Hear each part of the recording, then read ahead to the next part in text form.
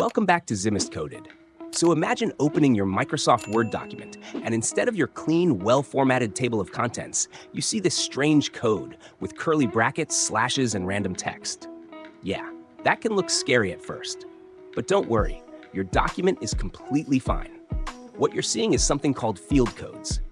Basically, Microsoft Word is showing you what's happening behind the scenes instead of the final result. Now let's fix it, step by step.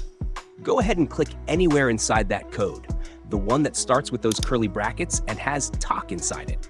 Once you've clicked inside it, press Alt F9 on your keyboard. And just like that, your table of contents should instantly return to normal. Now, if you're using a laptop, sometimes the function keys behave differently. So in that case, press Fn, Alt, F9. Still not working? No problem. Let's try another method. Right-click directly on that code, then click on Toggle Field Codes.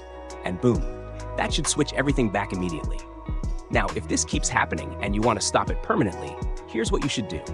Go to File, then click on Options. Next, select Advanced. Scroll down a bit until you find Show Document Content, and look for this option, Show Field Codes instead of their values. Make sure that option is unchecked. Then click OK. And that's it. Now your table of contents should always display properly. So what actually caused this? Well, Microsoft Word uses field codes to automatically generate things like page numbers, references, and your table of contents. Sometimes, a simple keyboard shortcut can accidentally switch the view. And that's exactly what happened here. Once you turn it off, everything goes back to normal.